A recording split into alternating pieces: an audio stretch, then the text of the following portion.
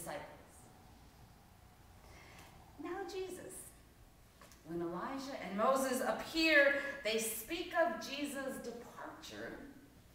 And that word for departure, friends, in Greek is the same word as Exodus. How fun that you've got Moses, the great figure of the Exodus, talking with Jesus about a different kind of Exodus. What a nice connection. Because of course with Jesus we get a new Exodus, a new freedom, a new liberation from fear, from sin, from our puny little selves, from our small thinking, from worrying and fretting. Jesus frees us to live fully. In the first Exodus, Moses receives guidance for the people in the form of what? Oh yeah, those tablets, those 10 commandments.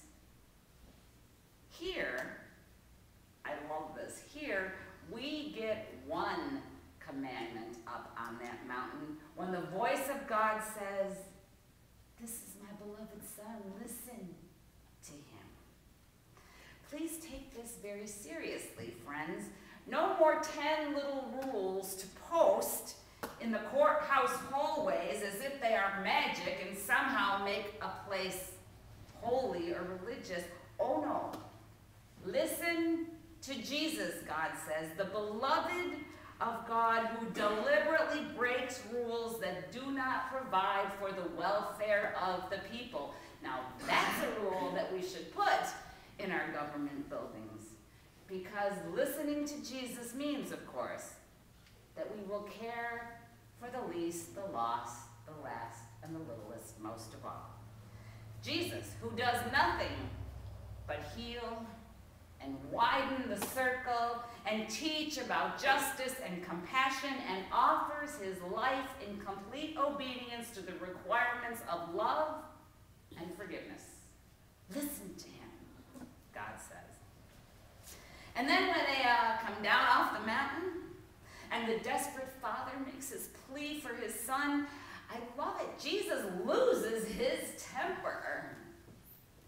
And he calls the people, the disciples, and everyone else around there, a faithless and perverse generation. How much longer must I put up with you?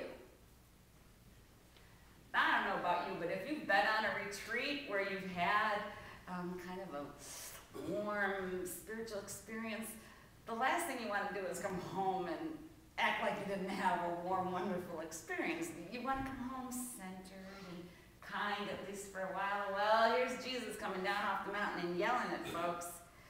Of course, because the point is that healing and binding up the brokenhearted and freeing the imprisoned and loving the unlovable, all that Jesus did is now our work. It is the work of the disciples. And even though it's only halfway through its ministry, darn it, the disciples are supposed to be getting this. Just do it, Jesus is saying. Just do it for God's sake.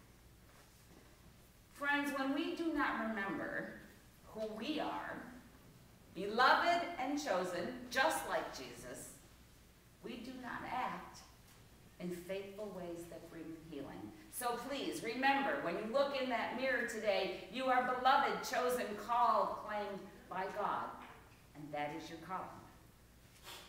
And faithfulness is not achieved by freezing a moment, but by getting down in the dirty and going one foot after the other, trusting that God's presence surrounds you. We might say that in this healing of the child, Jesus explains what all that meant up there on the mountain. God's voice was heard during the glorious episode, but God's power is revealed in what happens where people are suffering. So today's gospel, as you heard, as you might have read along with Elnora, is paired with the Moses story and with Paul's teachings for obvious reasons. The Hebrew story talks of Moses' shining face after meeting with God on Mount Sinai.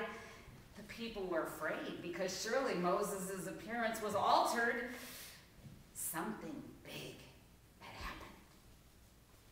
Moses took toward wearing a veil with the people because he didn't want to put them off, because he really wanted them to get in on this new thing.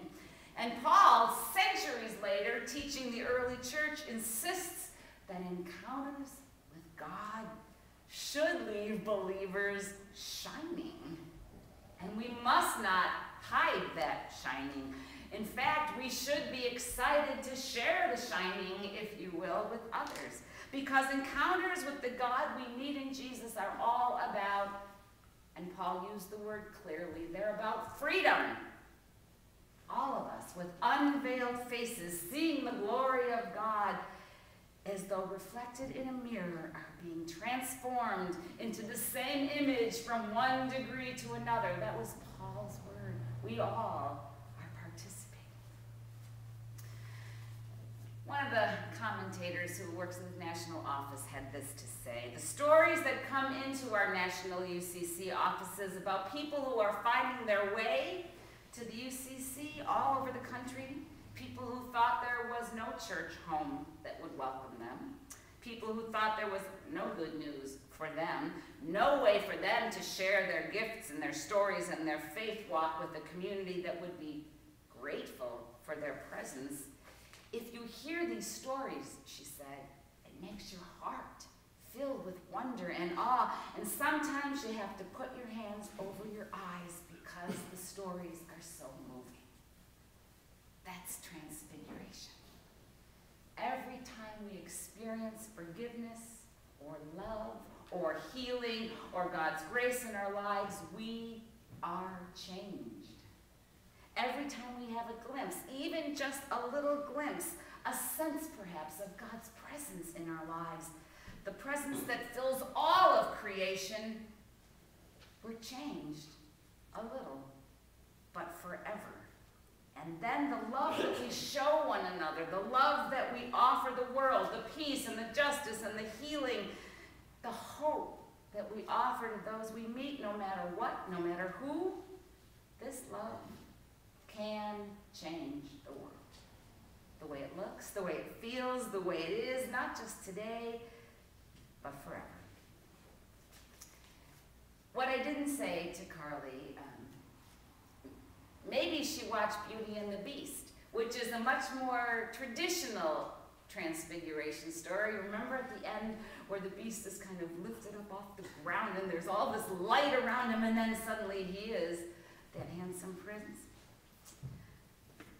I think the Fiona story in Shrek is what happens to us when we follow Jesus, because what then happens is we become what the world needs in order for us to partner with God.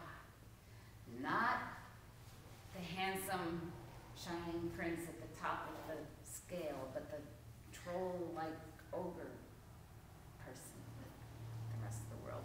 So faithful ones of God, you are all named and claimed. And as we move through this season of Lent, I implore us all to practice the movement that we see in today's gospel story, to take enough time being, just being with God, so that we can move then into the world with spiritual power. We need to practice that. We need to rehearse that journey, because it moves us from people who receive to people who serve. So I would remind you, there